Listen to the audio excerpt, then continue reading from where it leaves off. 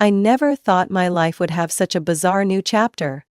The message from my father arrived on an ordinary Thursday evening, but its content carried the weight of a verdict. Deanna, family meeting this Sunday, 2 p.m. Don't be late. Just one short sentence, no explanations, but I knew all too well that these so-called family meetings never meant anything good. The last time we had one, my mother tried to convince me to help my brother pay off his credit card debt. Before that, my father had asked me to take out a bank loan to help them renovate their house. Not once had these meetings been just a simple, warm gathering. I thought about ignoring it. I was 32, had a stable job, owned my own apartment in New York. There was no reason for me to answer their sudden summons. But a part of me, the foolish part that still hoped maybe this time would be different, pulled me there. On Sunday I drove back to my parents' home in suburban Connecticut. As soon as I stepped inside I could feel the tension hanging in the air, heavy like a storm cloud about to break. My father sat at the kitchen table, my mother stood beside him, their faces stern, as if I had committed some grave offense. On the couch sat Nate, my younger brother, the perpetual golden child still coddled at 29 years old. He didn't even look up when I walked in. "Sit down," my father ordered, without so much as a greeting. I crossed my arms, leaning against the wall. "If this is another financial request, I'm not interested," I said bluntly, already too familiar with these setups. My mother sighed, as if I were being difficult. My father, however, was far less patient. He pulled a paper from a folder on the table and slid it toward me. "Read this." I didn't touch it right away. My eyes skimmed over the numbers printed on the page, and for a moment, my heart stopped. Bolded at the top, Statement of Childhood Expenses. Below it was a long itemized list. Rent, food, private school tuition, medical bills, even things like utility costs and transportation expenses. All meticulously calculated, adding up to a staggering total: $102,500. I laughed, a reflex when faced with something so absurd. "This is a joke, right?" I asked. But no one laughed. My father sat up straight, his face void of any humor. "We raised you, fed you, gave you a home. Now that you're successful, have a career, have money, it's time for you to give back." My mother nodded, her voice softer but just as calculating. "We're not asking for much, this is just a small portion of what we spent on you. Honestly, the amount should be even higher." I placed the paper back on the table, feeling my blood begin to boil. "Let me get this straight," I said, keeping my voice as steady as possible. "You're demanding that I pay you back? For being born and raised?" My mother frowned, as if I were the most ungrateful child in the world. "It's not about paying us back, it's about showing gratitude. Family supports each other." I took a deep breath and turned to Nate, who still sat motionless, as if this had nothing to do with him. "Is Nate paying this too?" I asked, though I already knew the answer. My mother blinked, my father smirked. "Nate isn't in a position to contribute right now," my father said. "When he's financially stable, he'll contribute in his own way." I clenched my fists under the table. This wasn't just about money. This was about how they had always seen me as an investment to cash in on, while Nate was endlessly shielded. Slowly, I pushed the paper back toward my father. "No," I said firmly. His face darkened. "Diana, this isn't a request, this is your responsibility." I let out a cold laugh. Responsibility. Parents are responsible for raising their children. But children are not obligated to pay for being born. If you need money, just say so. Don't turn it into a debt. My mother shook her head in disappointment. "We knew you'd be selfish about this." A phrase too familiar. I had heard it all my childhood. I looked straight into my father's eyes, unblinking. There was not a hint of hesitation in my voice, as I repeated, "Duh." A long silence stretched between us. My mother gripped the edge of the table, her face contorted with frustration, but I no longer cared. I was used to the way they looked at me whenever I refused to do what they wanted. As if I were a traitor, an ungrateful child. My father leaned back in his chair, crossing his arms. "Do you really think we don't deserve your help?" he said, his voice rough with barely contained anger. I let out a short, cold laugh. "Help? If I'm a debtor, then what is Nate? A lifelong VIP guest?" The moment the words left my mouth, I knew I had hit the nerve. My mother's face paled, her eyes darting toward Nate as if trying to shield him from my words. But I didn't let them interrupt. I leaned back in my chair, crossing my arms over my chest, and began. "I never expected anything from you, and I learned that lesson early." I looked straight at my mother. "Remember when I asked for a new pair of shoes when I was 12? You told me if I wanted them I had to save up my birthday money. But just 2 months later, Nate got brand new shoes without having to wait for his birthday." My mother opened her mouth to say something, but I didn't stop. "Or when I wanted to go to that science camp? You both said the family budget was too tight. But the very next summer, Nate got enrolled in a basketball camp that cost twice as much." I turned to Nate. He merely shrugged, eyes still glued to his phone, as if none of this had anything to do with him. I didn't let it bother me, because I knew if I wanted something, I had to earn it myself. I took a deep breath, forcing myself to stay composed. But the injustice still burned in my memory, etched into me like scars that would never fade. Growing up, I did everything I could to never rely on anyone. My voice grew firmer. I started working part-time at 16, saved every penny to buy my first car. Meanwhile, when Nate turned 17, you just handed him the keys to one, no effort required. This time, even Nate couldn't pretend not to hear me. He glanced up from his phone, raising an eyebrow as if daring me to continue. "And then college," I scoffed. "I applied for scholarships, worked part-time, paid for every single cent of my tuition myself. But when Nate failed his first college entrance exam, you paid for him to retake it. And when he dropped out the second time, you still had his back, making sure he never had to take responsibility for a single one of his choices." I paused, locking eyes with my mother, whose face had grown stiff.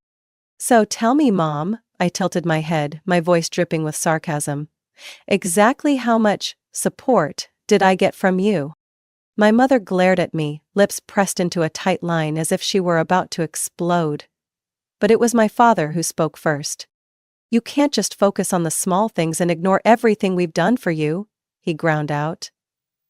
"We gave you a home, a foundation, a good life." I shook my head. "No. You didn't give me anything. I took everything for myself." I stood up, slowly but deliberately. "If I was truly such a burden like you're claiming, then you should have been relieved when I left at 19 and never asked for help again. But no. Now that I'm successful, you come back demanding repayment like I'm some investment you expect returns on." My mother trembled as she rose to her feet, her eyes burning with rage. "You're so selfish," she screamed. "We're family, you should help us when we need." "Family?" I let out a sharp laugh. "There's no family here. I'm the bank, Nate is the VIP client, and you two are the profit managers." Nate slammed his phone down on the table with a loud thud. "You're being ridiculous," he snapped. "You're doing just fine, aren't you? So why bring up all this old crap now?" I stared at my brother for a long time. He had always been this way. A person who never saw the problem because he was never the one who suffered. "Nate, this isn't about money," I said slowly. "It's about the way Mom and Dad have treated us. And if you can't see that, then maybe you're just part of the system." Nate smirked and shrugged. He didn't care. And me? I was too exhausted to care anymore. I looked at my parents one last time. "If you truly believe I'm selfish, then consider my debt paid in full." I turned my back on them. But I knew this wasn't over. I stood there, my breath heavy as if I had just run a marathon, staring down at the paper my father had pushed toward me. The bold number at the bottom of the page nearly made me dizzy. $155,000. The entire room was silent. My chest tightened, as if someone had just punched me in the stomach. What the hell is this? I flipped through the pages, scanning the neatly itemized list. Living expenses, food, medical bills, even gas money from my school years. Are you serious? My father crossed his arms, his face completely expressionless. You don't need to act so shocked. This is the money we spent raising you, taking care of you, giving you a home. And now that you're successful, it's time for you to give back. My mother nodded, her eyes filled with a fake sense of sympathy. Dinah, you know we're not well off. We sacrificed so much to give you the life you have today. Isn't this the least you could do? I let out a sharp, humorless laugh. Sacrificed? I repeated, my voice dripping with sarcasm. Do you remember who paid to get this family through its hard times? Because I do. It was me. I slammed my hand down on the table, my eyes scanning each face in the room. That time you called me saying the house was about to be foreclosed, that if no one helped we'd lose everything? I sent money immediately, without hesitation. I pointed at the paper in front of me. And now what? You're calling that a loan? Are you planning on charging me interest too? My mother blinked, avoiding my gaze. Deanna, you said you wanted to help. That's right. I helped because I thought this was my family. But what are you doing now? Turning me into a debt to be collected. I scoffed. And what about Nate? Does he have his own bill too? No one answered. I already knew the answer. I turned to Nate, who was still lounging in his chair, his face devoid of any concern. Nate, do you have anything to pay back? He shrugged. Mom and Dad didn't ask me to pay anything. Of course not. I nodded, my smile bitter. Because my whole life, I'm the one who's been paying for everything. I picked up the paper, holding it up in front of my father's face. You're telling me this is repayment for your investment in me? I ground my teeth. Then tell me, what about Nate? Does he get to live for free? My father sighed, his voice carrying a trace of impatience. Dana, you've always been strong. You've always been able to take care of yourself. Nate? He's not like you. I froze. Those words hit me like a slap across the face. So because I never asked for anything, because I took care of myself, I have to pay the price? Because I worked hard and stood on my own, you see me as a financial reserve? My father said nothing. I felt every cell in my body vibrating with anger. I looked at my mother, at my father, at Nate, one by one. This isn't a family, I said, my voice low but steady. This is a transaction. And I'm done playing this game. My mother opened her mouth to protest, but I had already grabbed the paper and ripped it in half. The torn pieces fluttered down onto the table, onto the floor, scattering like the fragments of something that had been rotting for a long, long time. If you truly believe I owe you something, then consider my debt paid, in full. I turned around and walked straight to the door. But just as my hand touched the doorknob, my father's voice rang out behind me. If you walk out that door, you are no longer our daughter. I stopped. The air in the room froze. I could hear my mother's sharp inhale, feel my father's cold stare. Sense Nate's indifference. I turned back and looked at my father for a long moment. I think that happened a long time ago. Then, I opened the door and stepped outside, leaving behind everything I had once desperately held on to.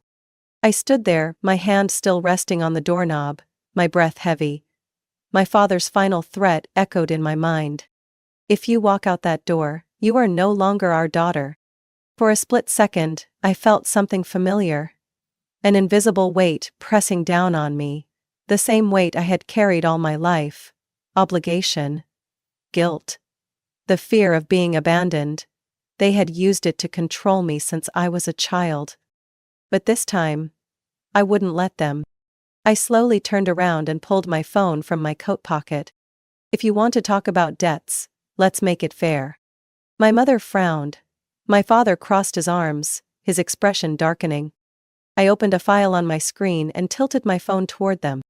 $115,000. I read the first number aloud. The money I transferred into your account when you called me, saying the family was in trouble. My mother pressed her lips together. Diana, we needed that money to keep the house. Did you really want your parents to lose everything? I ignored her and continued. My savings, the money I spent years putting aside. I asked about it once and you both claimed you didn't know, but now, I do.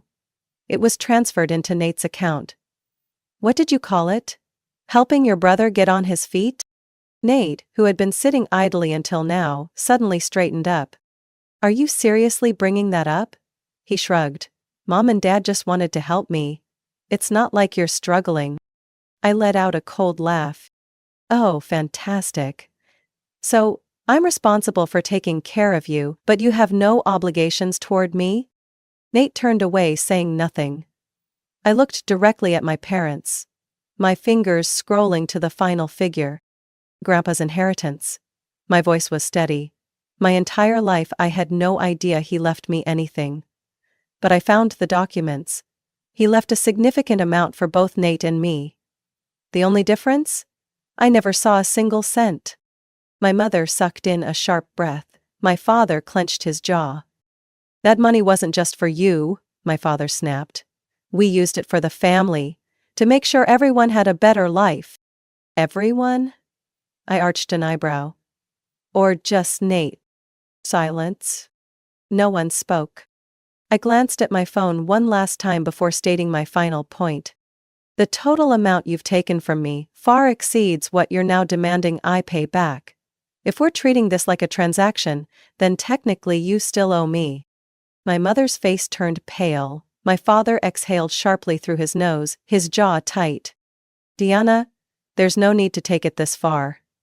His voice softened in a way that set off alarms in my head. We can negotiate. If you think the amount is too high, we can lower it. I laughed. Negotiate? I shook my head. I don't negotiate with people who've stolen from me. My father shot up from his chair, planting both hands on the table. Who do you think you are, talking to us like this? I looked at him, and for the first time, he felt like a stranger. This was the man who raised me, but he had never truly loved me. To him, I had only ever been an investment, something to drain dry for profit. I'm someone who's finally grown enough to stop being manipulated by you. I slipped my phone into my pocket and turned my back on them. I heard my mother sobbing, but not a single tear from her could sway me. As my hand touched the doorknob, my father's voice rang out once more. If you walk out that door, don't expect to come back. I paused, but this time not out of fear. I turned my head and looked at my father for a long moment, before calmly replying, You know what, I think that happened a long time ago. Then I stepped out, letting the door close behind me. I drove home with a blank mind. The anger still pulsed hot in my veins, but beneath it was a cold, calculating clarity. They had taken so much from me. Not just money, but trust, respect, and years of effort I had spent trying to earn my place in this family. But now, I wouldn't let them walk away from this so easily. I walked into my apartment, tossed my bag onto the couch, and immediately opened my laptop. There was one thing they couldn't argue with: documents and financial records. My fingers moved swiftly across the keyboard as I pulled up the files I had saved: bank statements, transaction history, emails, messages. Everything was here. Clear proof of how they had exploited me. $115,000. Transferred from my account to theirs 7 years ago. The transaction description read, Financial support for family. $32,000, withdrawn from my savings account not long after. I remembered it clearly. My mother had called me, her voice sweet as honey, saying that Nate needed a fresh start, and they were just borrowing the money. My grandfather's inheritance. I hadn't found direct proof yet, but I knew exactly who to ask. I picked up my phone and called Uncle Ray. Uncle Ray was my mother's older brother, blunt, honest, and probably the only person in the family I still trusted. I had never asked about the inheritance before because I hadn't even known it existed. But now, I had a reason to dig deeper. The phone rang 3 times before he answered. Diana, it's been a while, sweetheart, what's up? I took a deep breath. Uncle Ray, I need to ask you something. It's about my inheritance from Grandpa. Silence. A few seconds passed before he let out a long sigh. So, you're finally asking. His voice carried a hint of bitterness. My heart clenched. So, it's real? My voice came out hoarse. Yes, Uncle Ray said firmly. Your grandfather left equal amounts to both you and Nate. Not a fortune, but enough to give you both a good start. I was the trustee at the time, but your mother told me you had agreed to let them manage your share for you. I thought you knew. I let out a dry laugh. I never agreed to that. Damn it, he cursed under his breath. Then they lied to you. They withdrew everything from the trust, and if they've already spent it, getting it back won't be easy. I tightened my grip on the phone. I don't care what they did with it, I'm not letting this go. Uncle Ray sighed again. I understand. And I'll help you however I can. I hung up, my hands trembling with rage. They had stolen from me. They had taken my money. Brazenly, shamelessly, as if it were their right. Now, I wasn't letting this end with just an argument. I scrolled through my contacts and dialed another number, my lawyer Ethan Carter. A specialist in family asset disputes, and more importantly, a trusted friend. Deanna, it's been a while, what's going on? I took a steady breath. Ethan, I want to sue my parents. There was a brief silence, but I could hear the sound of his keyboard clicking on the other end. What is this case about? Embezzlement. I have proof that they took my inheritance without my consent.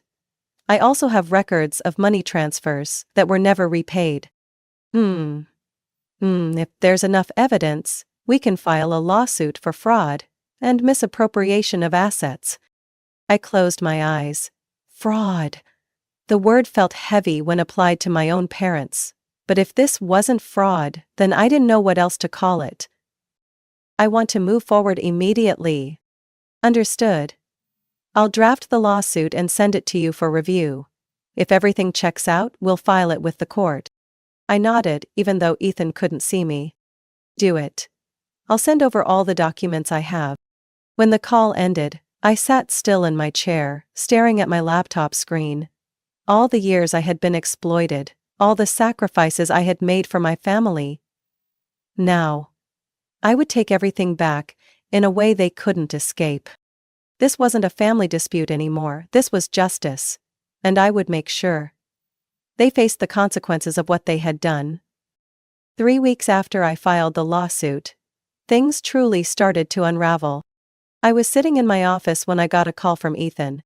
They've received the summons, he said, his voice calm, but I could sense the tension beneath his words. And their reaction isn't great. Ew. I didn't need him to explain. I had already expected this. And right on cue, my mother showed up at my doorstep that evening.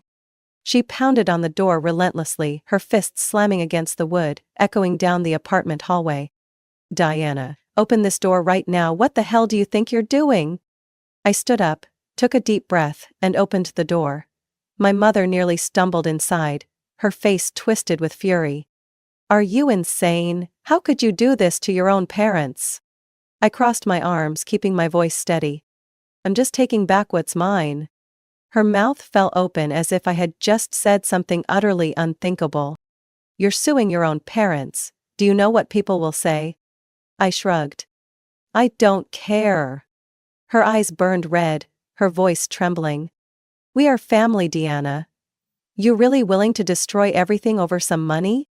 I clenched my fists. Family doesn't do this to each other. You're not the victims here. You took from me first. I'm only reclaiming what's rightfully mine. She broke into tears, but I felt nothing but exhaustion. She mumbled bitter accusations under her breath before storming out, the sound of her heels echoing down the hallway. But it didn't stop there. 2 days later, my father called. Deanna. His voice was low, missing its usual authority. You're taking this too far. I didn't respond. If you drop this now, we can handle it as a family. There's no need to blow this out of proportion. I let out a dry chuckle. So now you want to negotiate. His patience snapped, instantly. If you don't withdraw the lawsuit, then don't expect to have a place in this family anymore. That threat should have scared me. but all I felt was relief. Dad, I haven't been a part of this family for a long time. I hung up before he could say anything else. But the next person to contact me was the one who surprised me the most. Nate texted. "What the hell is wrong with you? Are you really driving this family crazy over money? Are you seriously dragging everyone down over some stupid amount? Don't you see how ridiculous you're being?" I stared at the screen, feeling an almost absurd urge to either laugh or cry.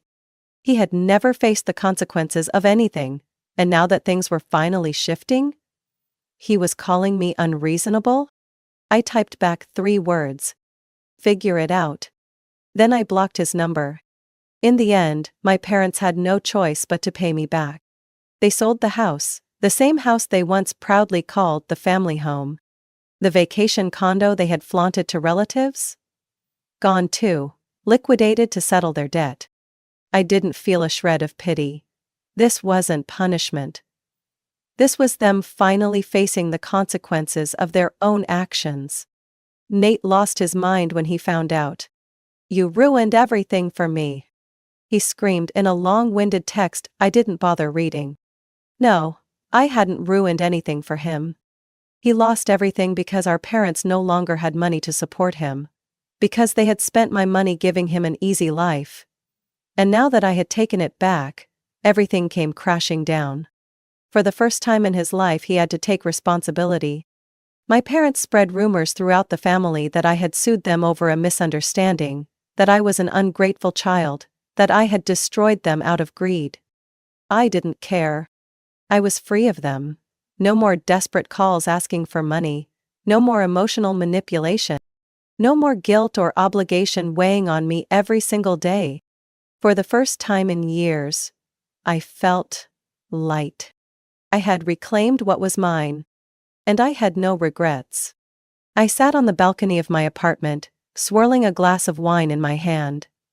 The New York night buzzed with life, city lights reflecting off the towering glass buildings. Below, traffic flowed endlessly, people hurried from place to place. Yet for the first time in years, I felt completely at peace. No more persistent calls from my mother, no more guilt-tripping texts from Nate, no more threats from my father. I had broken free from the cycle they had tried to trap me in my entire life. And yet, for a fleeting moment, I wondered, was I being too harsh?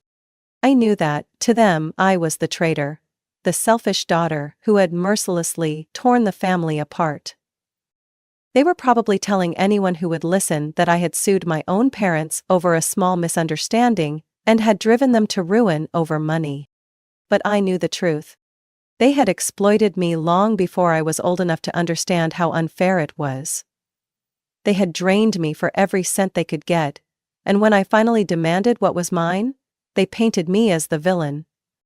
If anyone was wondering whether I regretted it, the answer was no. I had no regrets standing up for myself. I had no regrets exposing their manipulation. And I certainly had no regrets cutting them off for good. I thought about Nate. Not long after the lawsuit ended, I heard he had to move out of the apartment our parents had been paying for. With no one left to bail him out, no one left to take responsibility for him, he was finally on his own. Did I feel satisfied about that? Not exactly. I never wanted revenge, I just wanted justice. But one thing was certain, I felt no pity. Because for my entire life, I had to rely on myself, while he never faced any consequences for his laziness. Now he had to do what I had been doing since I was 16, stand on his own 2 feet. I thought about my mother.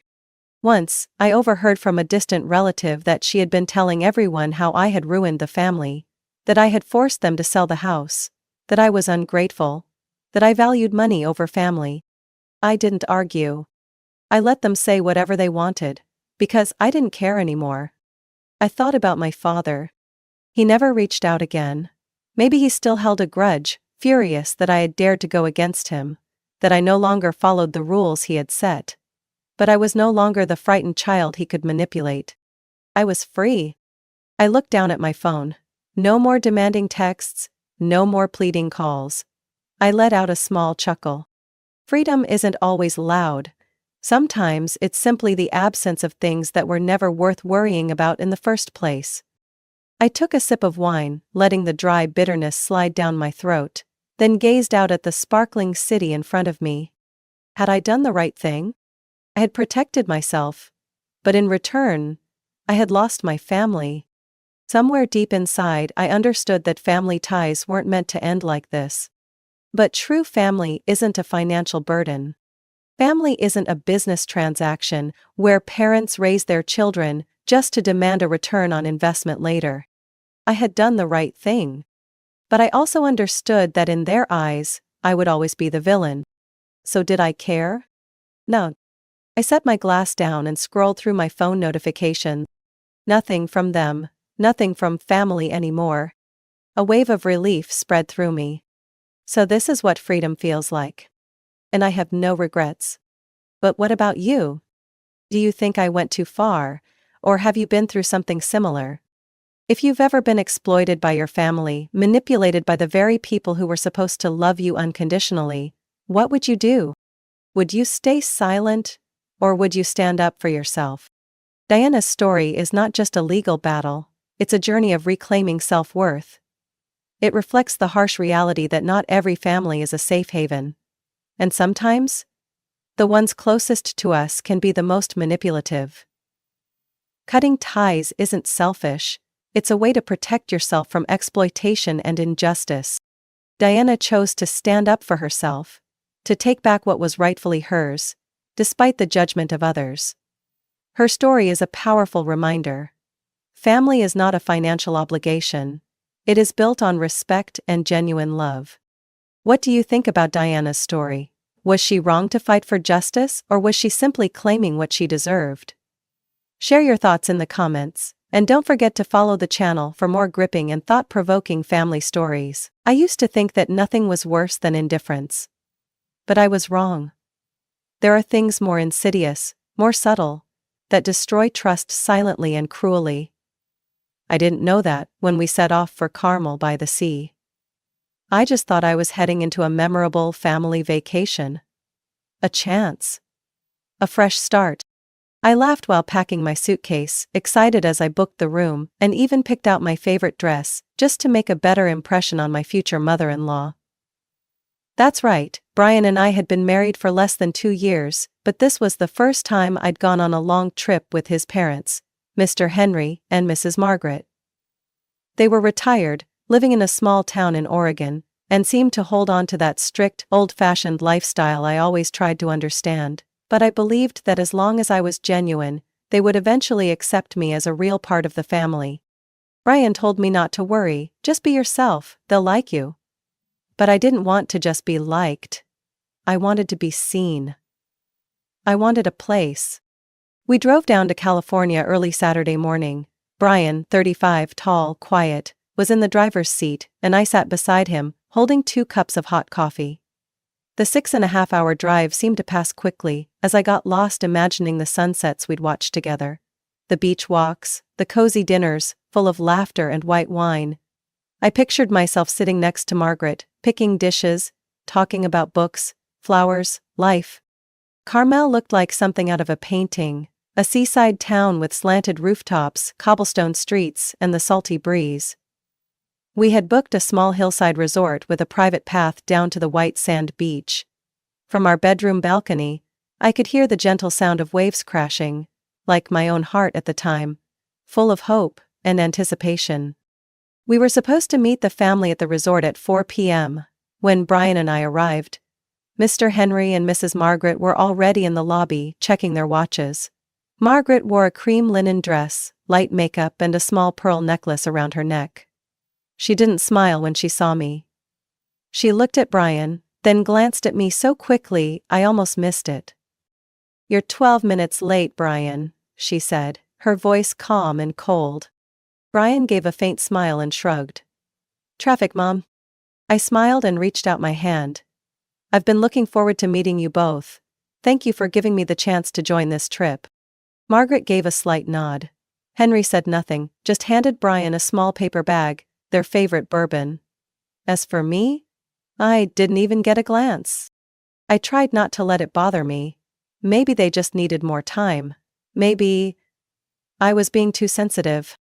That evening, we went to a French restaurant by the sea, warm yellow lights glowing through the large windows. A table had been reserved for 4. I was excited, walking in with everyone. But as we neared the table, Margaret suddenly stopped and turned to the waiter. "Excuse me, I think there's a mistake. We need a table for 3, she needs her own." I froze. "Excuse me." She didn't look at me, still speaking to the waiter. Brian's wife, will sit at the next table. It's our tradition." Brian said nothing. I turned to him. "Did you hear that?" He avoided my eyes. "It's just their way. Please, just go along with it, okay?" It felt like someone had pulled the rug out from under me. I don't remember how I walked over to the separate table. I just remember my fingers trembling as I held the menu.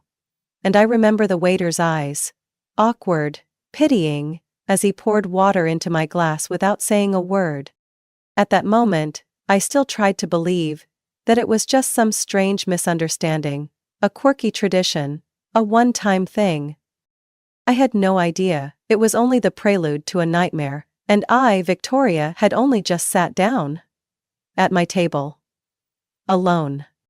I sat there, in the elegant space of the seaside restaurant, the candlelight flickering on my table doing nothing to ease the tight ache in my chest. My table was only a few steps away from theirs, but I had never felt distance stretch so far. The 3 of them, Brian, Margaret, and Henry, laughed and chatted softly like nothing was wrong. Brian glanced over once in a while, but never long enough for me to catch his gaze. He quietly ate his pan-seared veal, while I was chewing on something that had no flavor, no scent, no feeling except a lump stuck in my throat. I tried texting him, "Can you come talk to me for a bit?" No reply. I put the phone down, the suffocating feeling growing stronger by the minute. The waiter placed a glass of wine in front of me, forcing a smile, then quickly turned away as if not wanting to be drawn into whatever emotion was smoldering at my lonely table. Of course, who wants to get caught in a family drama? I wondered if this was some kind of test. A way for them to teach me my place in the family. But who treats their daughter-in-law like a stain to be scrubbed out? I'm not overly sensitive, but this wasn't my imagination. They were deliberately excluding me, and Brian, he was the silent accomplice. I stood up mid-meal and walked over to their table. My voice was low but clear. "Can I sit with you?" Margaret looked up and gave a faint smile. "Here is your translated text in American English, with no additions." "Victoria, don't make a big deal out of it. Our family is used to sitting a certain way. You already have your own table." I clenched my fists. "I'm not a guest. I'm Brian's wife. And this is a family dinner." Mr. Henry let out a faint snort. "At home, you're husband and wife. But on vacation, everyone has their own space. You should respect our family's culture." I turned to Brian, trying to hold back the bitterness. "You're okay with this?" He quietly set down his knife and fork. "You know it's just how they are. Don't make it harder than it needs to be." I stood frozen, cold from the back of my neck down to the soles of my feet. A wave of shame surged through me, even stronger than my anger. By now the whole restaurant had probably figured out what was going on. I had become a silent play, unfolding under the curious eyes of strangers. Without saying another word, I walked back to my table. Head down, I tapped my fingers lightly on the surface, reminding myself not to cry, not here, not in front of them. Dinner ended. I was the first to leave the restaurant. No goodbye hugs, no invitation to the next morning's plans. They walked off in the opposite direction, still chatting and laughing like I had never existed. Back in the room, I went into the bathroom, turned the water up hot, and let the thick steam cover the rising sobs in my throat. I couldn't understand how Brian could be so indifferent. How could he, the man who once held my hand and said, "I'll protect you from everything," be the first to let go when I needed him most? I sat against the side of the tub, hot water trickling from the shower like it could wash away the hurt. But it didn't take anything away. It only made things clearer. That I had entered a game I was never told the rules of. And worse, I had walked in. Alone. That whole night I tossed and turned in the luxury hotel bed.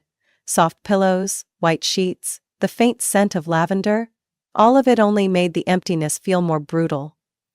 Brian didn't text. Didn't call. And I didn't want to be the one to reach out anymore.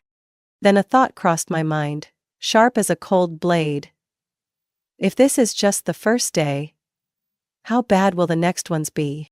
The next morning, I woke up early, dressed neatly in a floral midi dress with my hair tied up. I wanted a fresh start. Even though last night was confusing and hurtful, I still hoped the family was just testing me. Maybe today would be different. I texted Brian. I'm heading down to the restaurant for breakfast, meet me there. No reply. I waited. 10 minutes. Then 20. Finally, I went downstairs, scanning the room as I entered the restaurant. They weren't there. I called Brian. The phone rang a few times, then cut off. When I found them, all three were seated at an outdoor table, sipping cappuccinos, a plate of buttered bread nearly gone. I froze. The ocean breeze fluttered the hem of my dress, but no one looked up. They chatted and laughed like I didn't exist. I walked over. I texted you this morning. I looked at Brian. Why didn't you wait for me? Mr. Henry didn't look up from his newspaper. We figured you'd figure it out. Mrs. Margaret took a sip of coffee. Everyone has their own pace, Victoria. You can't expect people to always wait around. Brian looked at me, his eyes blank. You can eat on your own. I turned away, biting my lip to stop myself from shouting something in his face. But that was just the beginning. That afternoon, after a short walk on the beach, I returned to find our room door wide open. Brian wasn't there. His favorite white shirt and brown loafers were gone from the bed. I called him. No answer. 2 hours later I saw the photo they posted on Facebook, a picture on a yacht, a stunning skyline in the background, white wine sparkling in their glasses. All three were beaming. Me? I found out about their trip because social media told me. I tried to stay calm. I called Brian again. This time he picked up, his voice flat like nothing had happened. What's up? You went on a boat tour without saying anything to me? It was nothing big. You didn't ask. So I have to ask just to remind you I exist? He sighed. Don't overreact. It's just how they do things. I told you already. For the first time, I didn't recognize the man on the other end of the line. The next day I got ready on my own, hoping I could at least join them for the wine tasting in Carmel Valley. I wore an olive green bodycon dress, light makeup, hoping this time I'd be included. But when I came down to the lobby at 10 a.m., no one was there. The receptionist said they had left at 9:15. This time, I didn't call. I just sat in the armchair in the corner of the lobby, staring blankly into the space ahead. Inside me, the feeling was like an old rope stretched too tight. Not quite anger, not quite pain, but a kind of nameless despair, slowly draining every ounce of patience I had. That night, Brian came back to the room close to 11.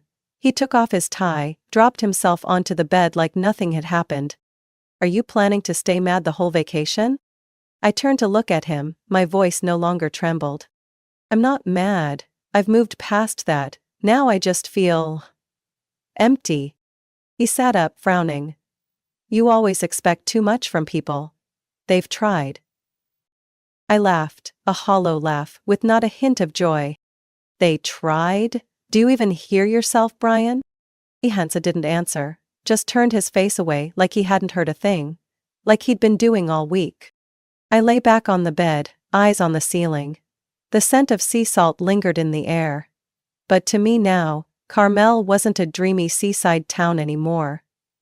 It was a beautiful prison, where I was abandoned under the guise of being a not good enough wife. And then, in the darkness, I whispered to myself. If this is how they live, then I'll have my own way. And I promise, they'll never forget. I sat in the room dazed, the dim light from the bedside lamp casting my shadow on the pale gray wall. Small, silent, and completely erased from the story I was supposed to be part of. Brian was in the shower. The steady sound of water behind the half-closed door was a heartless soundtrack to the chaos in my mind. I had had enough. Enough to know that this wasn't a mistake, or a forgetful moment, or just bad timing. Every action had intent. Every time they left me behind, every averted gaze, every word that denied my presence.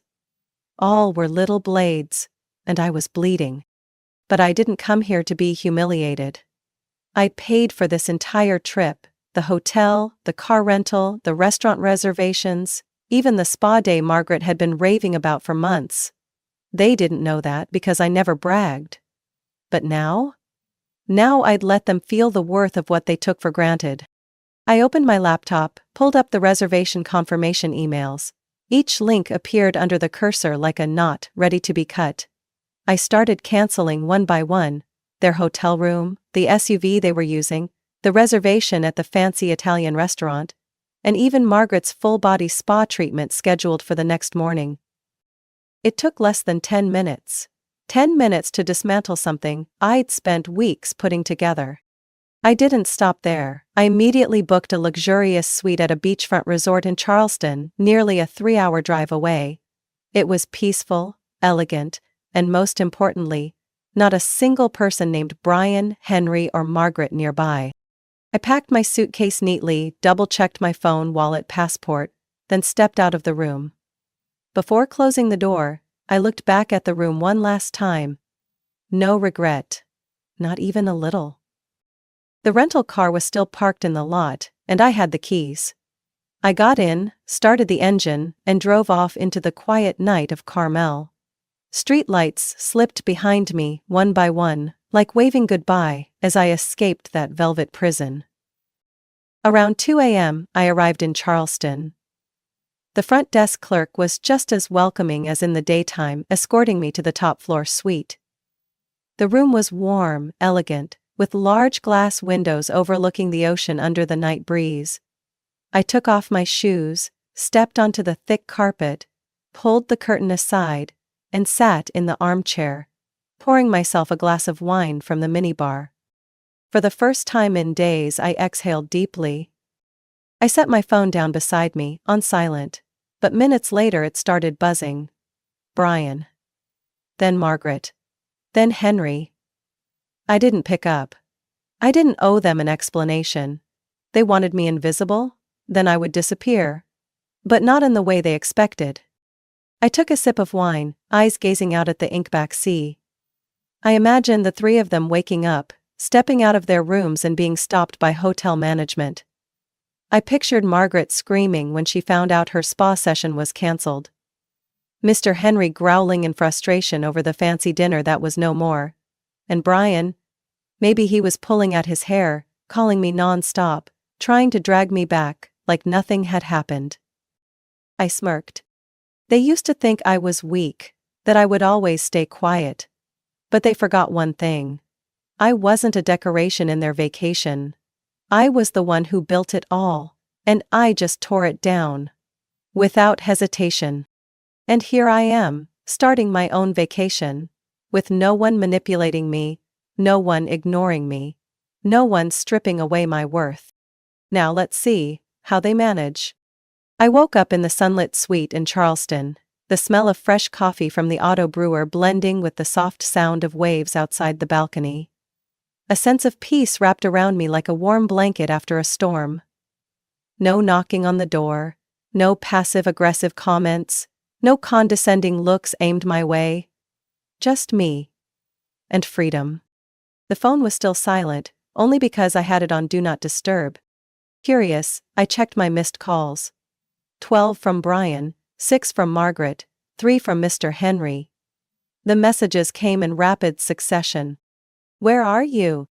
Victoria, what is going on? What did you cancel? Call me back right now. I smirked and took a sip of coffee. So now they finally knew what it felt like to be ignored. By noon, unable to resist the curiosity, I opened one of Brian's voicemails. His voice was strained, a mix of anger and desperation.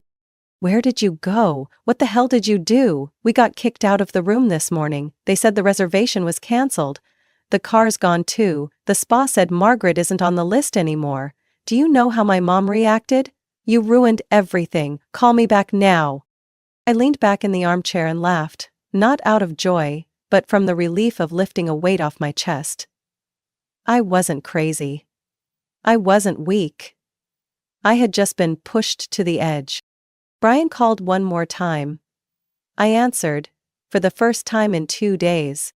"Where are you?" His voice was sharp. "Charleston," I said calmly, like I was talking about the weather. "Charleston, you left in the middle of the night without saying a word?" "Well, I figured my way was to take care of myself, just like your family's way is to abandon people. Seems fair." I could hear Margaret yelling faintly in the background, mixed with Henry cursing. Brian lowered his voice, trying to stay composed. "You don't understand. We had plans. We had a vacation. You left us with no room, no car, no nothing." Sounds familiar, doesn't it? That was me 3 days ago. Are you trying to hurt us? No, I'm just giving back exactly what I got. There was a pause, then he whispered. "You really canceled everything?" "One thing at a time. Do you know my mom just made a scene at the spa? They wouldn't let her in. She screamed, cursed out the manager. And my dad is stuck trying to get an Uber in town because no one will pick him up." I chuckled softly. "Oh, sounds like a lovely cultural experience. Victoria, don't be childish." "Childish?" I shot up from the chair, my voice sharp. "You dare call me childish after you let me sit alone through 3 meals, be treated like I didn't exist in front of your parents, and never once spoke up for me?" "They just needed time."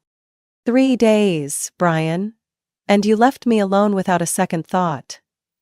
Well, congratulations. You and your perfect little family can enjoy the rest of this vacation, somewhere with fluorescent lights and frayed towels. You have to come back. No, I don't owe anyone there a damn thing. What about me? I hesitated.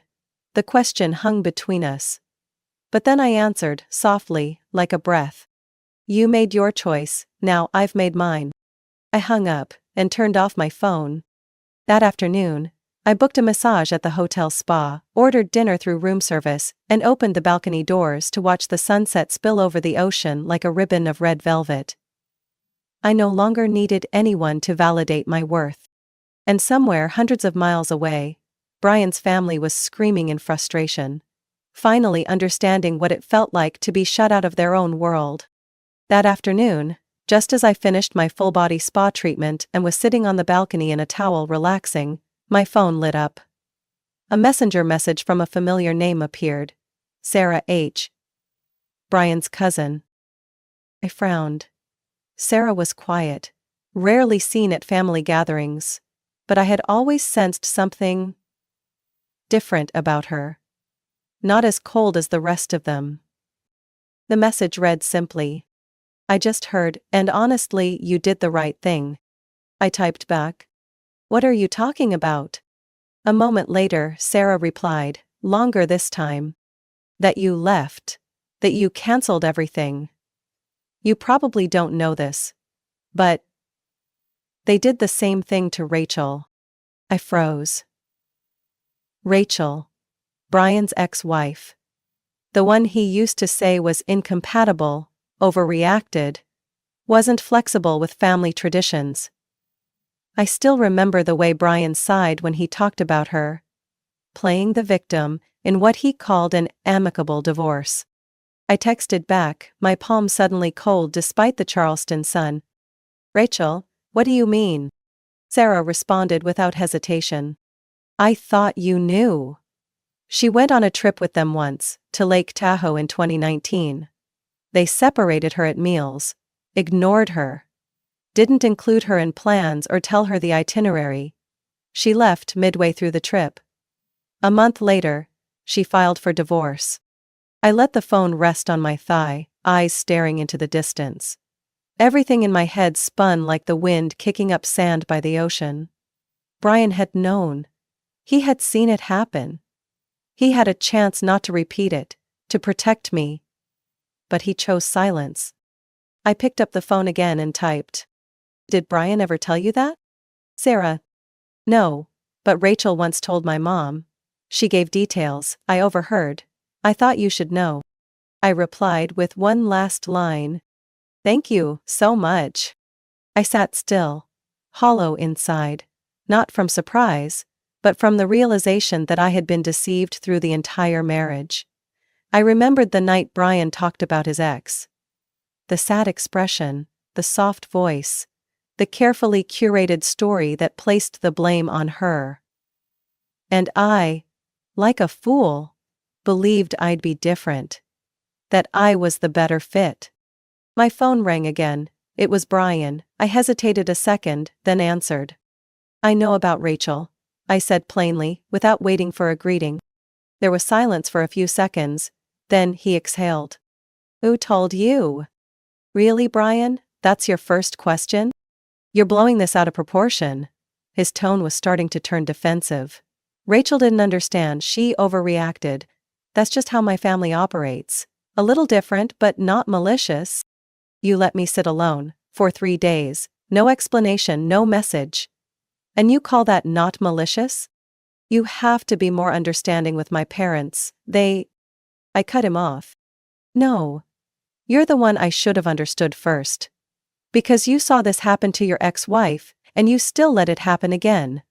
No warning, no protection. Just cowardly silence, and those pathetic little shrugs. His voice faltered. I didn't think it would hurt you this much. So you did think about it. You knew it might happen. And you still let me walk into it. He said nothing. I could hear a long sigh on the other end. But right now, I didn't care how he felt anymore. She walked away, Brian, and so will I. The only difference is, this time, you won't get to tell the story your way, because I'm going to tell the truth, every single detail. I hung up, blood rushing to my ears. But it wasn't from anger, it was because I finally saw all the pieces clearly. This wasn't the first time. It wasn't about being incompatible. This was a pattern, a sick habit, protected by silence and willful ignorance. I stood up, pulled the curtains open, and looked at the sea glowing red in the afternoon light. The sky was still beautiful, but this time, I saw it as a blank page, and I, Victoria, was finally holding the pen. At 6 a.m. the next morning, the sharp ring of the phone shattered the stillness of the room.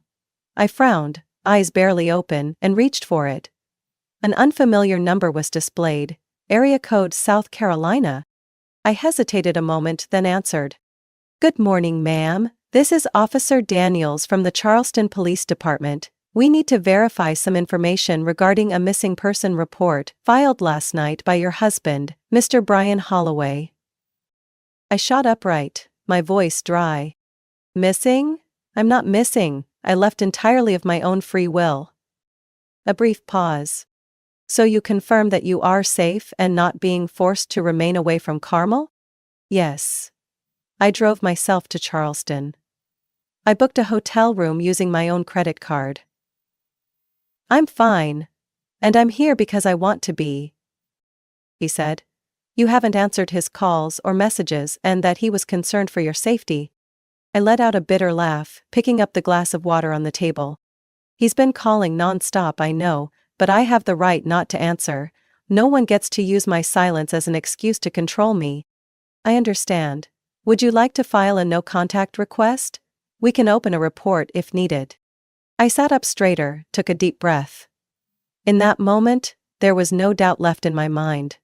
Brian wasn't worried about me. He was just angry about losing control. Yes, I want to file an official request. No further contact. By phone, message, or in person.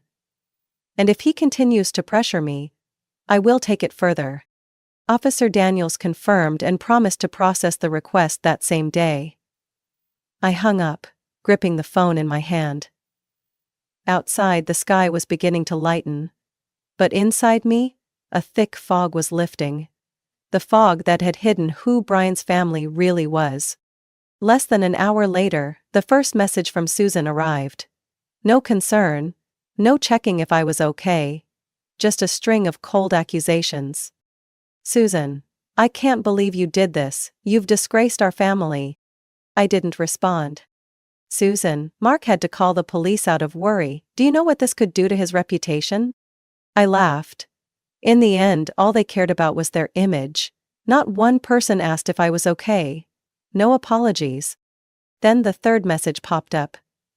Each word as sharp as a blade. Susan, if you don't come back, Mark will make things very difficult for you. I froze. That wasn't sulking. That wasn't guilt-tripping. That was a clear threat.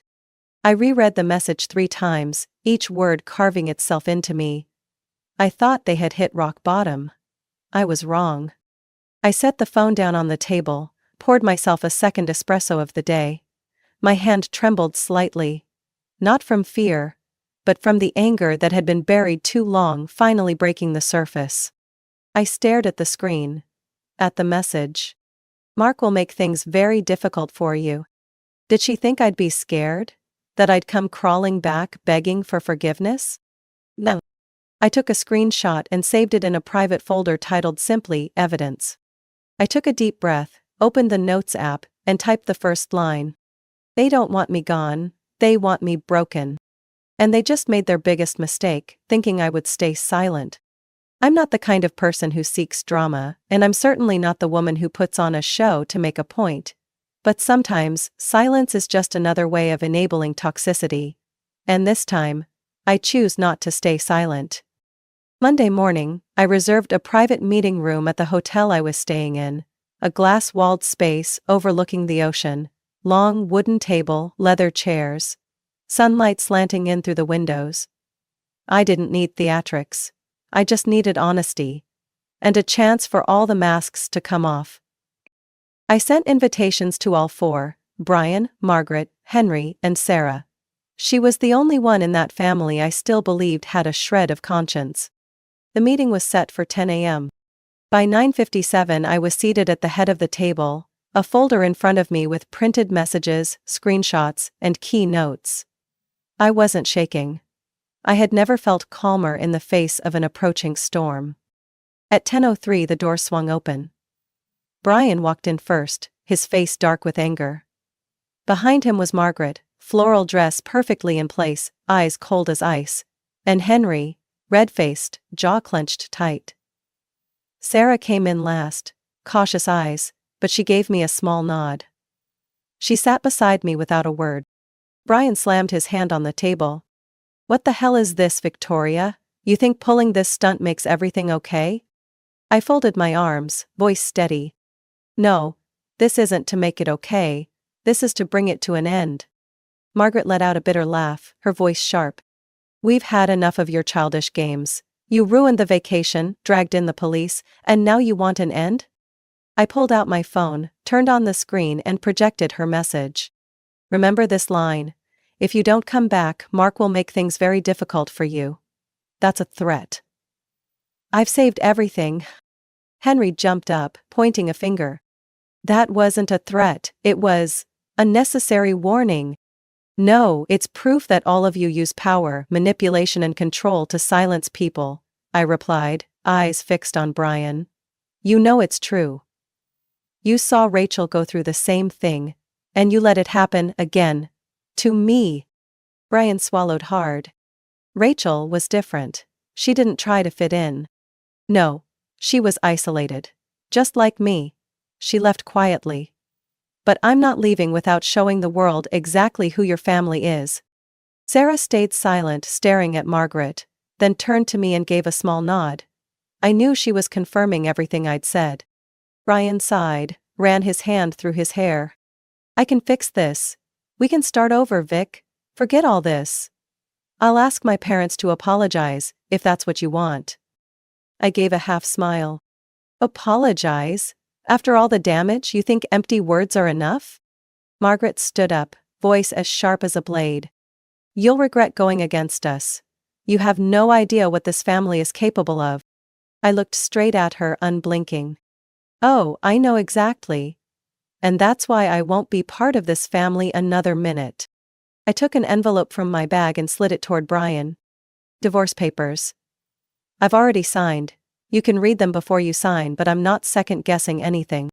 Brian's face went pale. Henry shot up like he'd been shocked. Margaret's mouth fell open, too stunned to speak.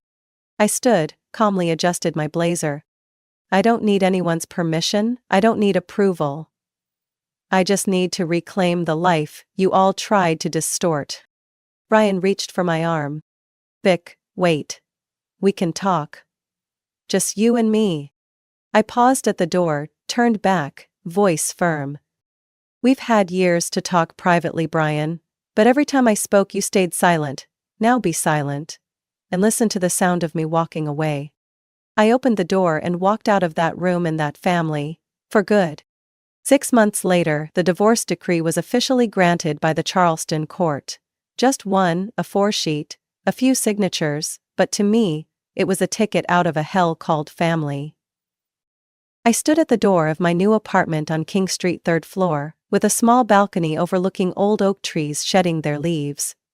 It wasn't large, but every square foot was mine. No interference, no judgmental stares, no passive-aggressive sighs when I chose curtain colors or placed flowers on the dining table. I started over. The freelance marketing work I once postponed for the sake of family priorities was now a steady income source. I picked projects on my own terms, working from my favorite coffee shop on the corner, or from the armchair by the window, where morning sunlight streamed in like a soft reminder, you still have yourself. I didn't talk much about the divorce. The people who needed to know already knew. The ones who didn't, deserved to. Didn't matter. Sarah was the only person from Brian's side who still kept in touch. She sent the occasional message, a check-in, a few silly cat pictures, and sometimes little updates about the aftermath over there. "Brian and his parents are in full-on Cold War," she wrote in one message. "Henry called Brian a traitor, and Margaret cried for a week after being exposed in front of the relatives." I replied with just one sentence. "I have no regrets." And I wasn't lying. The scariest part wasn't the yelling or the tears. It was the quiet, creeping cold that destroyed you day by day in silence. It was seeing yourself shrink inside a luxury room colder than a freezer, at a dinner table full of dishes where no one looked you in the eye. I lived that way for far too long. And now, I don't anymore. One autumn afternoon, I was trimming plants on the balcony when my phone buzzed. An unknown number, but I recognized it instantly from the name that popped up in the first message. "Ryan. I saw it, I know you were right. And I'm sorry." No dear Victoria, no flowery words, just a belated apology. 6 months, and an entire marriage too late. I sat down and read the message 3 times. No tears. No tightening in my chest. Just a light breeze passing through, carrying with it a feeling that it no longer had anything to do with me. I didn't reply. I was no longer the woman who once sat alone at a seaside restaurant, clutching her phone, hoping someone would text, "Where are you?" I was no longer the woman at the separate table, forcing a smile while the world pretended she was invisible. I am Victoria, 32 years old, living in Charleston, in charge of my own life. That evening, I wore a cobalt blue dress, simple heels, and walked into an art exhibit at the newly opened gallery near my home. No one walked beside me. But I didn't feel alone. I spoke with the gallery manager, chatted with a local photographer, and when the glass of wine touched my lips, I knew one thing for sure. I no longer lived to please anyone. The message from Brian is still on my phone. Not deleted, not blocked. But never answered. Because my freedom doesn't need to be proven. Doesn't need permission. And certainly, doesn't need explaining. I left. And this time, I won't look back. Victoria's story is a clear reminder that staying silent in the face of disrespect only deepens the wound, When a relationship requires you to sacrifice your self-respect and presence just to be accepted, that's not love. That's manipulation. Victoria chose to stand up, not out of revenge but to reclaim control over her life. In reality, sometimes the boldest move isn't staying and enduring but walking away and living the life you truly deserve. What do you think about Victoria's decision? Would you do the same if you were in her shoes?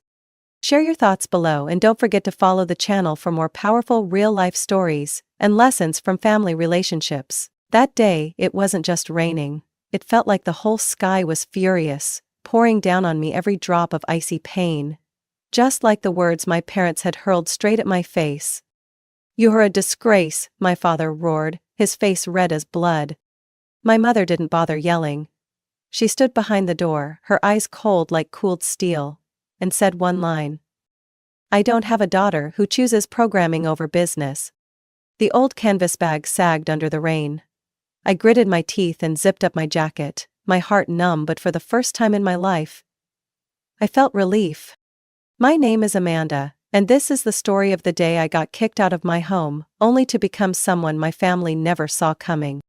I was 18, my hair still damp from high school graduation, and I was already standing in front of the iron gate of our mansion, soaked to the bone, shivering from the cold, aching from words that couldn't be taken back. But I didn't regret it. For 18 years of my life, I had always been the golden child in the script my parents wrote. The perfect heir to Caldwell Ventures, a company that specialized in traditional medical equipment founded by my grandfather in the 70s. They had mapped out my entire path: study business administration at Stanford, intern at the headquarters during summers, and in 3 years, join the board of directors. But I felt suffocated. I loved computers, not the social media addiction my mom sneered at, but a deep obsession with every line of code, every logical system running silently behind the apps. I wanted to be a software engineer. I wanted to build tools that helped people work faster, live easier. I applied to Illinois Institute of Technology, not fancy but with the machine learning program I craved. I did it all myself, wrote the application, applied for a scholarship, and received my acceptance letter with trembling joy. But that joy was crushed the moment I placed the letter on the dinner table that night. My father, Mr. Charles Caldwell, didn't even get through the second line. "A programmer. Amanda, this isn't a game." Before I could respond, my mother cut in, her voice as cold as winter air. "If you're not going to Stanford, don't come back here, you're on your own." I stayed silent. I thought they were just angry. But 3 days later, when I came back from my coding prep class, my dad was blocking the doorway, holding a suitcase I hadn't even packed. "You chose this path, then walk it. You won't get a cent from me. No tuition, no home, no inheritance. Got it?" I gripped the handle of the bag, looked into the eyes I used to fear, and for the first time, didn't cry. "Fine. I'll go." They thought I would scream, beg, crawl back inside that night. But I didn't. I turned away. Each step out of that big gate, where a private driver used to wait for me every morning, felt like my chest might break. Now it was just me, the rain, and a road disappearing into the dark. I didn't know if my mom watched from the window, or if my dad noticed how my hands trembled while I jammed the key into the ignition of that beat-up car I borrowed from a classmate. But I knew one thing. They would never look at me as their daughter again. And somehow that felt like breathing. I left the fancy suburbs of Chicago with no destination beyond a cheap student apartment I found on Craigslist. I had nothing but an old laptop, a few soaked clothes, and a wild determination to prove them wrong. Not with words. With action. They said I'd fail, come crawling back in tears. They never understood me. And they'd never seen me fight for real. I slept on a couch, too short for my height, in a tiny studio apartment owned by Rachel, a classmate I met at a STEM camp in 11th grade. It was on the 3rd floor, no elevator, and reeked of mold on the wallpapered yellow walls. But it was more than shelter. It was my beginning. "You sure about this? Your parents really aren't coming back for you?" Rachel once asked, as I pulled out my beat-up laptop and started typing at midnight. I smiled without looking up. They didn't kick me out to take me back, and I'm not going back to beg. During the day, I worked the register at an electronics store near campus, always short-staffed with grumpy customers. It wasn't a dream job. I got yelled at for not knowing the newest cables, forced into unpaid overtime, watched like I might steal a whole shelf of headphones. But I endured it. At night, I changed into a different uniform, hopped on a rusty bike and delivered pizza for a local shop. Rain, snow, darkness. I rode through all of it, gripping my phone for directions, heart pounding at every major unlit intersection. And late nights? Those were mine. Rachel went to bed at 11 a.m. I opened my laptop and picked up where I left off. I studied from free courses on Coursera, Udemy, anywhere I could learn how to build backends, handle APIs, or design user interfaces that didn't scare people off. Sometimes my eyes burned from fatigue. Some nights, I fell asleep at the kitchen table, waking up at 5 a.m. with keyboard marks on my forehead. But I never stopped. I had no money, no connections, no backup from anyone. But I had something my parents never saw in me. 6 months later, on a January evening, I stared at the screen, heart pounding. The app I'd built, a tool for students to share and track their study habits, finally worked. It was still full of bugs and the interface looked like it came straight out of 2002, but it ran. And I could use it to log study time, set reminders, and connect with friends. I posted it on a student forum, not expecting much. Just 3 days later, over 1,200 downloads. And an email. From Garrett Thomas, CTO, SparkForge. The message was brief. Hi Amanda. I tried your Study Sync app. The concept has real potential. We're looking for independent thinkers like you. Are you free to meet next week? I read that email at least 10 times, thinking it was a prank. But no. Garrett was real, SparkForge was real. A small tech startup, developing project management solutions for universities. On the day of the interview, I borrowed a dress shirt from Rachel, pinned my hair back, and told myself not to shake. SparkForge's office was inside a renovated warehouse on the city's west side. Not fancy, but full of energy. Garrett was younger than I expected. He wore a hoodie, held a cup of coffee, and asked me just one question. Can you show me how you handled user data without using external libraries? I pulled out my laptop and walked him through it in 10 minutes. Garrett nodded. Good. You start Monday. Junior project developer, part-time. Flexible hours. Pay's not great, but you'll learn a lot. I could hardly believe it. Not because of the money, but because I, a girl kicked out of her house, with no fancy degree, no real-world experience, was chosen by a tech company for my actual skills. And I wasn't going to waste that chance. 3 months later, I was promoted to full-time. 6 months after that, I became lead developer on a team building an AI-powered academic performance monitoring tool. I studied like crazy, DevOps, data security. I read technical reports instead of watching Netflix. Every day I arrived at the office a little earlier, stayed a little later.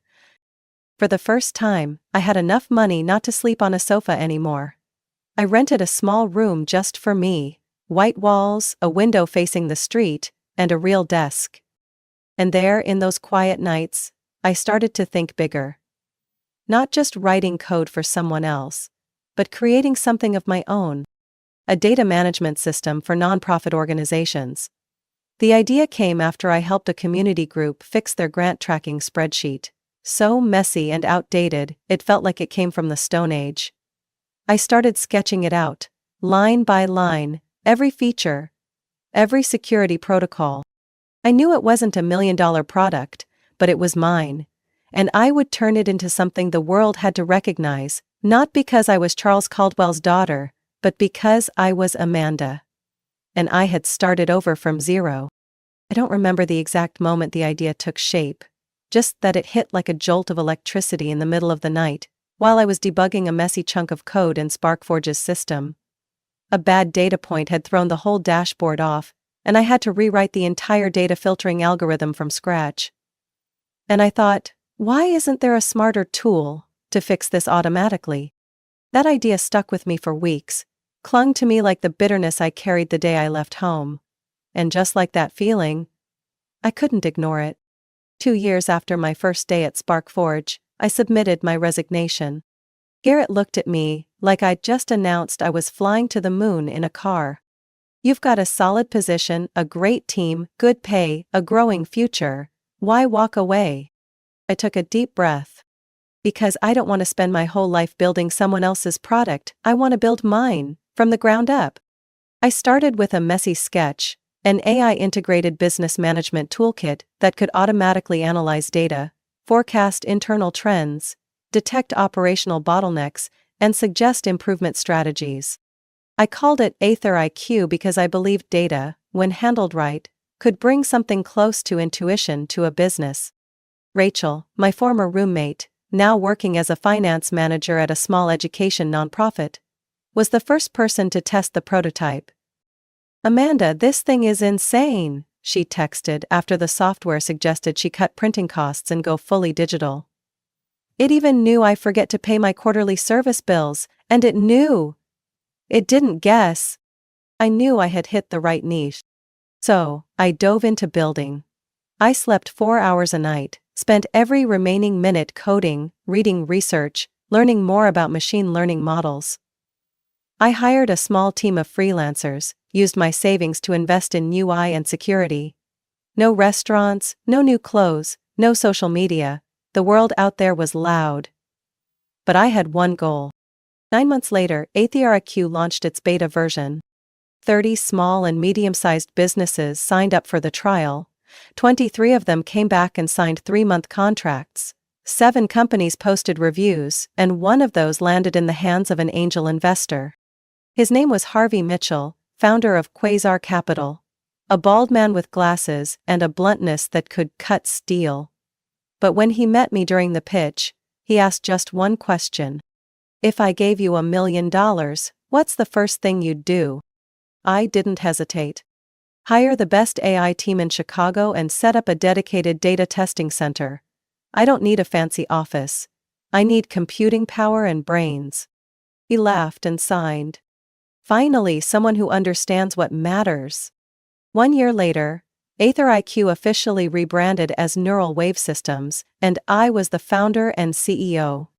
We landed a contract with a national logistics chain, then a small bank in Ohio, then a pharmaceutical startup. Word spread fast. Venture capitalists called non-stop. I was in meetings with 3 to 5 potential partners every day, auditing infrastructure security, reviewing legal documents, and hiring more people. Within 18 months, my company was valued at $18 million. 3 months after that, the number jumped to $52 million. I didn't fly private. I still lived in a rented apartment, though now it was a brighter space, with a balcony overlooking Lake Michigan. I still wore hoodies, ate ramen, and brewed my own coffee.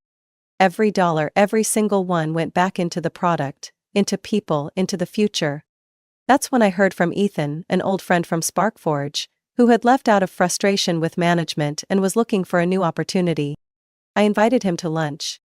"I'm looking for someone clear-headed enough to run the machine I'm building, not a backup CEO." Ethan nodded in less than 5 minutes. "When do I start?" We rented a small office on the 27th floor of a tech building in downtown Chicago. It had windows overlooking the river, a decent coffee machine, and a whiteboard always covered in messy handwriting. On the first day, standing in front of the Neural Wave Systems logo on the glass door, I said nothing. Ethan nudged my shoulder, smiling. "You don't have to say anything, just keep doing the things that leave the world speechless." I smiled, but inside, I was shouting. "Mom, Dad, you thought I'd crumble. But I built an empire out of everything you threw away. Dreams, grit, and the pain of being rejected." I was in my office, a bright space with glass walls looking out over downtown Chicago, when Ethan walked in, holding his iPad with a look he couldn't hide. "Amanda, you need to see this." I glanced at the screen. It was a stock chart. A sharp line, plummeting. Caldwell Ventures. I paused for a second, like someone had said the name I'd long buried. Then I swiveled my chair and crossed my arms. "How much?" Ethan replied without missing a beat. "Almost 70% in 8 months. Internal rumors say they're running out of liquidity."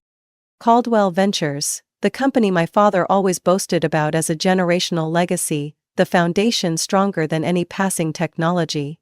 A company that made traditional medical equipment, surviving on outdated contracts and processes that hadn't changed since the last decade. While the world was stepping into the age of AI, they were still using Excel to log orders and sending faxes. I opened their public financial report. Every line felt like a knock on the door from collapse. Revenue was dropping consistently. Operating costs had doubled due to supply chain failures. Short-term debts remained unresolved. And worst of all, there wasn't a single investment in digital transformation. I looked at Ethan and asked coldly, "How much do they need to survive?" Ethan responded immediately. "Around $5 million. Enough to keep things running for a few more quarters, if they cut staff and digitize the basics." I nodded, a tight knot forming in my chest. Less than 3 hours later my phone rang. I looked at the screen. Charles Caldwell, Dad.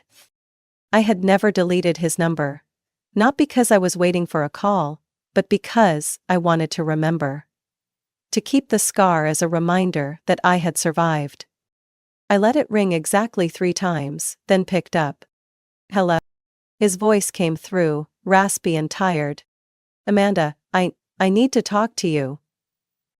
I leaned back in my chair, eyes fixed on the screen that read, "Q3 net loss $3.40 m." "I know." He paused for a few seconds, then asked hesitantly, You've been following the company?" I didn't answer right away. I wanted him to feel the silence. The void he left when he pushed me out of his life. "I know everything, Dad, including how you called me a disgrace for refusing to be your queen of traditional business." "So what now?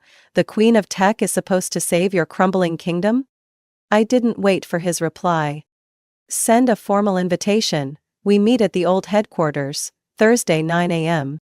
I hung up. My heart wasn't racing, my hands didn't shake, but deep inside I knew this would be the most unforgettable return of my life. On Thursday morning, I stepped into the grand lobby of Caldwell Ventures. Nothing had changed. The same crooked wooden clock, the outdated reception desk with a brass nameplate, and employees in dull suits who looked completely drained of life. One of them recognized me, but no one dared say my name. I walked straight to the elevator and pressed the button for the top floor. The board of directors meeting room. The doors opened, and there they were. My father, my mother, and Lucas. My brother, the one they chose to replace me in that long-ago succession plan. He stood by the window, hands in his pockets, eyes avoiding mine. My father sat at the center of the table, looking at me with a face caught between shame and a last attempt to project authority. My mother, still elegant as ever, but her eyes no longer held that scornful gleam. I sat down without asking, without invitation. "Let's begin," I said, flipping open my iPad. The screen filled with reports. Lucas spoke first, his tone annoyed. "You think you're so smart? You let us fall apart just to come back and brag?" I glanced at him. "I didn't come back to brag. I came back because my father called. Because this company is dying. And I didn't kill it. You did. With your stubbornness and pride." My father placed a hand on the table, voice low. "We need 5 million. We need tech. We need you." I raised an eyebrow. "You need me? Oh, so now I'm your daughter again? 7 years ago you said I'd starve for wanting to code, but now that you need money, suddenly you remember, I still carry the Caldwell name." My mother cut in, her voice light. "Amanda, can we just put the past behind us? This is a time for unity." I laughed. Not a joyful laugh, but the kind you make after hearing a terrible joke. I didn't come here for family. I came for business strategy. And I don't do charity. I placed the file folder on the table. Neuralwave will acquire Caldwell Ventures for $22 million, entirely, including the brand, facilities, client base, technology. If and the room went silent. Lucas shot up from his chair. You're insane. This is a family company. You want to take over everything? I stood up, facing my father. No, Lucas. I'm not taking over. I'm rebuilding. What you all threw away? Dreams, capability, the future. I picked it up, made it shine. And now I'm pulling this company's corpse out of the ashes. If, and only if, you agree to sign. I closed the iPad and said coldly, the deadline is 11 p.m. tonight. After that I'm not coming back.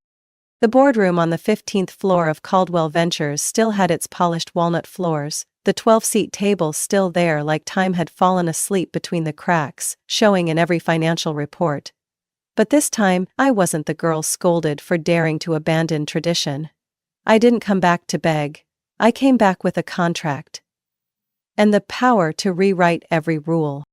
My father, Charles Caldwell, sat at the head of the table, hands resting on an old leather notebook. He looked noticeably older. Sunken cheeks, hollow eyes, and his back no longer straight like it was the day he kicked me out. My mother, Evelyn, wore lighter makeup than usual, like she too was trying to hide the exhaustion. Lucas, my brother, stood near the window, his back turned, shoulders tense. I sat down, opened the folder and spoke calmly. Neuralwave is offering $25 million for a full acquisition of Caldwell Ventures. This includes fixed assets, brand equity, client database, existing contracts, and outstanding debts. Lucas jumped up, slamming his hand on the table. What? This is our legacy? Who do you think you are, throwing numbers like that? I looked him straight in the eye, my voice steady. I'm the only person in this room who's ever built a company from scratch and made it profitable. And Lucas, I'm also the one you once called a failed programmer in front of the board. Remember that? Lucas went pale. My mother gently grabbed his wrist and pulled him back into his seat. No one argued anymore. I continued. Dad will stay on as a transition advisor for 6 months, then receive a fixed retirement salary and full withdrawal from the company. 6 months? My father frowned. 6 months is enough for me and the team to restructure operations and digitize the entire system. If you want longer, I can't guarantee efficiency. This is a tech company now. It's no longer the pencil and ledger era. He looked at me for a long moment, then gave a small nod, saying nothing more. I turned to my mother. With your social network, I'm willing to offer you a senior PR advisory role, client relations, executive partnerships. Or you can choose full retirement. It's your call.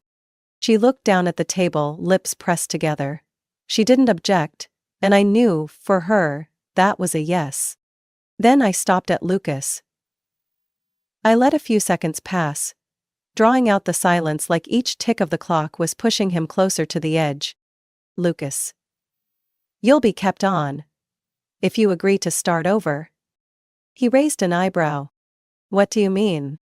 Entry-level data analyst. You'll report to my team lead. No special treatment, no privileges, no exemptions. Starting salary same as everyone else. Any promotion will be based on performance. He let out a twisted laugh. You're trying to humiliate me. No. I'm giving you a chance to prove you're more than this family's shadow. But if you think you're above that, the door's still open for you to walk out. My mother turned to my father and whispered, maybe, this is the only way to save the company. He clenched his fists, silent for a long time. Then he spoke, voice hoarse. What if we say no? I looked him straight in the eye. I'll withdraw the offer. And I'll make it public that I extended a chance to collaborate, but Caldwell Ventures refused to change. I don't need to destroy you. The market will do that for me. At your current losses, you might last another 2 months. 3, at best. Lucas sank into his chair, face pale. I stood up and closed the folder. The deadline is 11 p.m. tonight. After that, this offer disappears. I walked toward the door, then paused. Oh, one more thing. I turned back, locking eyes with my father. When you sign the contract, I want you to use the same pen you used to sign my tuition rejection letter 7 years ago, the one engraved with the Caldwell Ventures logo. I believe it's still in your old drawer. No one said a word, but the stunned look in his eyes said enough. He remembered. He knew exactly what I was referring to. I left the boardroom, stepped into the elevator, and as the doors slowly closed, I saw my father bow his head for the first time in my life. 11:43 p.m. The lights on the 15th floor of Caldwell Ventures were still on. The rest of the building was silent, with only the glow of streetlights casting soft golden streaks across the hardwood floor through the glass windows. I stood by the window, in the exact spot Lucas had stood that morning, watching the city drift into sleep. My heart wasn't racing, my hands weren't trembling, but deep inside I knew. An old chapter was about to end. The door behind me creaked open. My father walked in first. No sharp footsteps like the ones that used to announce his presence at the company. Just slow, heavy steps, as if each one carried the weight of the past. My mother followed, changed into different clothes, her face a little pale. Lucas came last, no longer arrogant, only a stiff, uneasy silence. I turned around, saying nothing. My father placed a small leather box on the table. I didn't need to look closely to know what was inside. That pen. The board has agreed, he said, voice low and raspy. We accept your offer. I nodded. There was no celebration, no applause, only silence, as if making room for something more important. He opened the box. Inside was the gold-plated pen engraved with the Caldwell Ventures logo. It was exactly as I remembered. Untarnished, undamaged, as if it had never caused a single wound. But I remembered. I remembered the day he signed that letter denying my tuition. Hands steady, eyes never once meeting mine.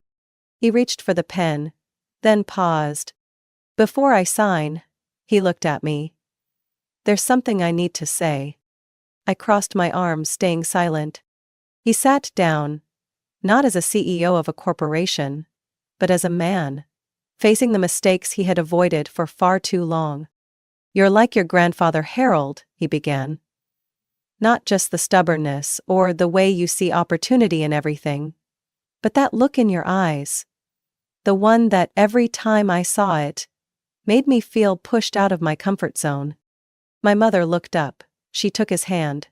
He glanced at her for a second, then continued. When Harold founded Caldwell Ventures, people called him crazy. He invested in medical sterilizers when no one believed the tech was necessary. He sold half our home to buy new equipment. And I hated that. Hated waking up every day feeling like I was leaping blind into the unknown. He paused, eyes locking with mine. When you said you wanted to study engineering, then rejected the business plan, I wasn't just angry. I was afraid. I could hear the tremble in his voice, not because he was weak, but because, for the first time, he was facing himself. I chose Lucas, not because he was better, but because he was easier to control, safer. He wouldn't take risks. He'd keep everything the way I did. Lucas lowered his head. No rebuttal, no argument. My mother spoke, her voice no longer cold like it used to be. Amanda, I was wrong too. I used to believe you would fail, and I was afraid that day would come. But it never did. And now, I'm the one asking you to save what your father and I let slip away. I didn't say anything. I looked at all three of them. The people who once pushed me off a cliff, now sitting there, realizing they were the ones who dug the hole. My father picked up the pen, but before he signed, he looked at me, his eyes red. I'm sorry. Those 3 words hit like a shock wave. Through thousands of arguments, hundreds of scoldings, I had never heard those words from him. For not believing in you, for letting fear control how I was a father. He looked down at the contract, gripped the pen, and signed. Then he handed it to my mother. She signed, her hand trembling. Lucas looked at me. He pulled out his own pen, but I gave a small nod. Use the same one. You're still part of this family, aren't you? He took the pen and signed the final line. 11:59 p.m. I picked up the contract, placed it in my leather case and stood up. My father gently reached for my hand. Not gripping, not pulling. Just a touch. Like a real father reaching for the daughter he lost 7 years ago. Can you forgive us? I looked into his eyes, and I saw something I never had before. True remorse. I forgave you a long time ago, I said. Forgiveness isn't about letting people back in, it's about not carrying the anger anymore. I turned to leave. When I reached the door, I paused and spoke. Without looking back. 9 a.m. tomorrow, first board meeting under neural wave systems.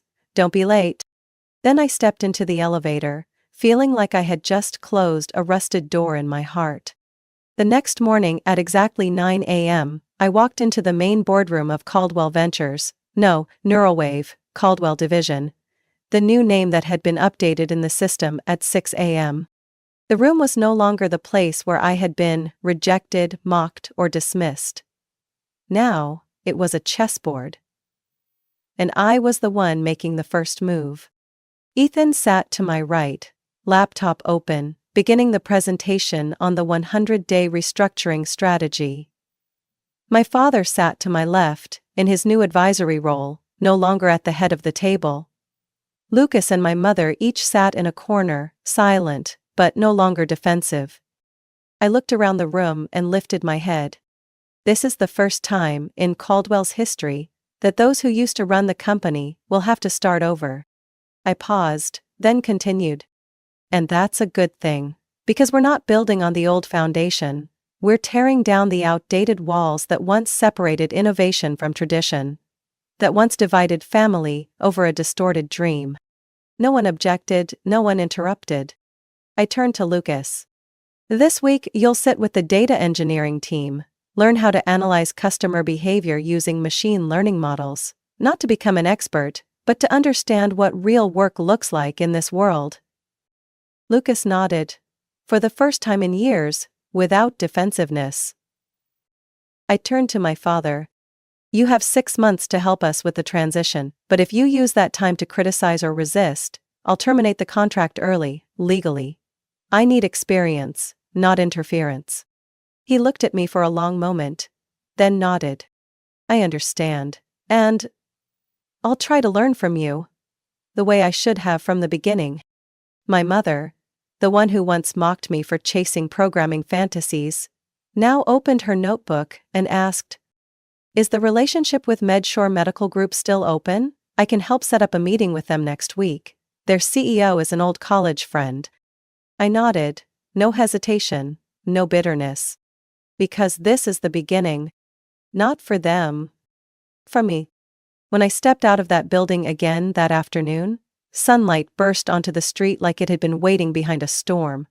The sky was impossibly blue. No clouds, no trace of the musty air of the past.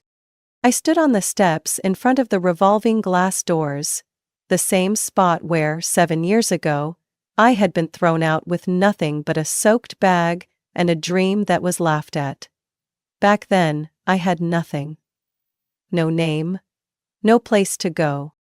Today, I have everything. Not money, though I have that. Not power, though I have more than they ever did. But freedom. The freedom to choose, the freedom to fail, and the freedom to forgive. I didn't come back to destroy the ones who hurt me. I didn't throw my parents' words back at them with the same bitterness they used on me. I came back to prove that growing up isn't about defeating others, it's about overcoming yourself. Ethan pulled the car up to the curb, rolled down the window and smiled. Done, CEO? I opened the door, got in, sat down beside him, and turned to say, No, this is just the beginning. The car pulled away from the street, merging into the rush of people. People who looked just like me years ago, but this time, I wasn't running from anyone. I was leading.